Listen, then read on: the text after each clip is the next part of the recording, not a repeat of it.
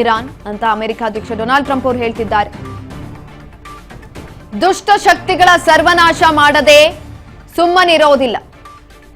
ದಕ್ಷಿಣ ಲೆಬನಾನ್ಗೆ ಭೇಟಿ ನೀಡಿ ನೆತನ್ಯಾಹು ಹೇಳಿಕೆಯನ್ನ ಕೊಟ್ಟಿದ್ದಾರೆ. ನಮ್ಮ ಮೇಲೆ ದಾಳಿಗೆ ಶತ್ರುಗಳು ದಂಡೆತ್ತಿ ಬಂದಿದ್ರು, ಇದೀಗ ಅವರನ್ನ ರಕ್ಷಿಸಿಕೊಳ್ಳೋದಕ್ಕೆ ಪರದಾಡ್ತಿದ್ದಾರೆ.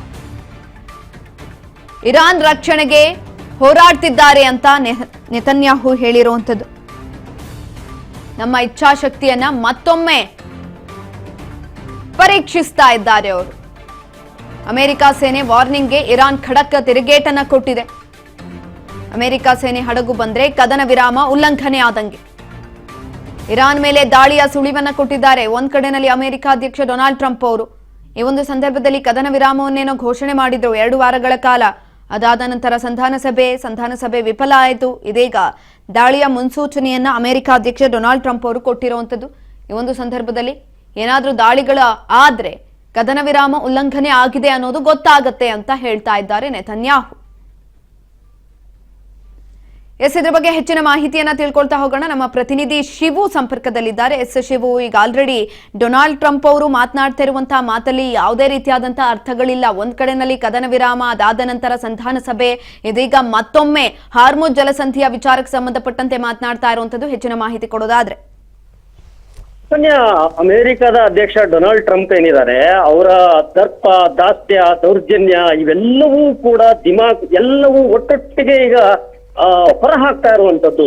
ಈಗ ಕದನ ವಿರಾಮ ಘೋಷಣೆ ಬೆನ್ನಲ್ಲೇನೆ ನಾವು ಹೇಳಿದ ರೀತಿಯಲ್ಲೇ ನೀವು ಒಪ್ಪಿಕೊಳ್ಬೇಕು ಅನ್ನುವಂತ ಒಂದು ಇರಾದೆ ಏನಿಟ್ಟಿದ್ರು ಅದಕ್ಕೆ ಇರಾಕ್ ಮಣಿಲಿಲ್ಲ. ಒಂದು ಸಂಧಾನ ಅಂತ ಹೇಳಿದ್ರೆ ಎರಡೂ ಕಡೆ ನೆಗೋಷಿಯೇಷನ್ ಇರ್ಬೇಕಾಗತ್ತೆ.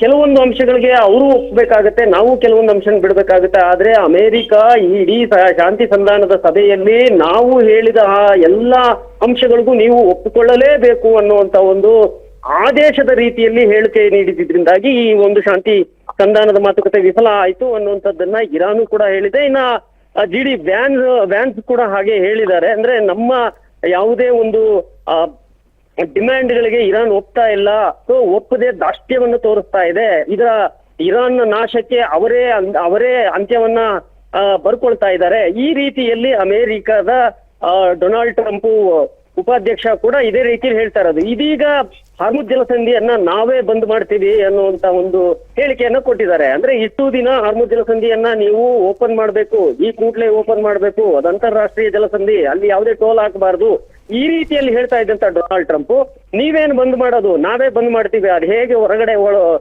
ಹಡಗುಗಳು ಅದು ಹೇಗೆ ಹೊರಗಡೆ ಬರ್ತಾವೋ ಒಳಗಡೆ ಹೋಗ್ತಾವ ನಾವು ನೋಡ್ತೀವಿ ಅನ್ನೋ ರೀತಿಯಲ್ಲಿ ಒಂದು ಎಕ್ಕಚ್ಚತ್ತು ಒಂದು ಪುಡಿ ರೌಡಿಯ ರೀತಿಯಲ್ಲಿ ಅಮೆರಿಕ ಹೇಳಿಕೆಗಳನ್ನ ಕೊಡ್ತಾ ಇದೆ. ಅಂದ್ರೆ ಅದರ ಮನಸ್ಥಿತಿ, ಅದರ ಮಾನಸಿಕ ಸ್ಥಿತಿಮತಿ ಕಳ್ಕೊಂಡಿದೆ ಅನ್ನುವಂಥದ್ದು ಇದರಿಂದಾಗಿ ಗೊತ್ತಾಗ್ತಾ ಇದೆ. ಈ ಬೆನ್ನಲ್ಲೇನೆ ಇರಾನ್ ಕೂಡ ಖಡಕ್ ಎಚ್ಚರಿಕೆಯನ್ನು ಕೊಟ್ಟಿದೆ. ನಾವು ನಮ್ಮ ಅಸ್ತಿತ್ವವನ್ನು ಉಳಿಸ್ಕೊಳ್ಳುವಂಥದ್ದಕ್ಕೆ ನಾವು ನಮ್ಮ ಹೋರಾಟವನ್ನ ಮಾಡೇ ಮಾಡ್ತೀವಿ ಅಂತ ಹೇಳಿ. ಅಮೆರಿಕದ ನೌಕಾಪಡೆಗಳು ಏನಾದ್ರೂ ಹಾರ್ಮುಜ್ ಜಲಸಂಧಿ ಕಡೆ ಬಂದ್ರೆ ಅದು ಕದನ ವಿರಾಮದ ಉಲ್ಲಂಘನೆ ಅಂತ ಆಗುತ್ತೆ. ಆ ನಂತರದಲ್ಲಿ ಅದಕ್ಕೆ ನೀವೇ ಜವಾಬ್ದಾರಿ ಅಂತೇಳಿ ಹೇಳ್ತಾರೆ. ಇನ್ನೊಂದು ಕಡೆ ಬೆಂಜಮಿನ್ ನೆತನ್ಯಾಹು ಏನು ದಕ್ಷಿಣ ಲೆಬನಾನ್ಗೆ ಹೋಗಿ ಹೇಳಿಕೆಯನ್ನು ಕೊಡ್ತಾರೆ. ಅಲ್ಲಿ ಈಗ ದಾಳಿಯನ್ನ ಏನ್ ಮಾಡ್ತಾ ಇದ್ದಾರೆ ದಕ್ಷಿಣ ಲೆಬನಾನ್ ನಲ್ಲಿ, ಅಲ್ಲಿಗೆ ಹೋಗಿ ಹೇಳಿಕೆಯನ್ನು ಕೊಡುವಂಥದ್ದು.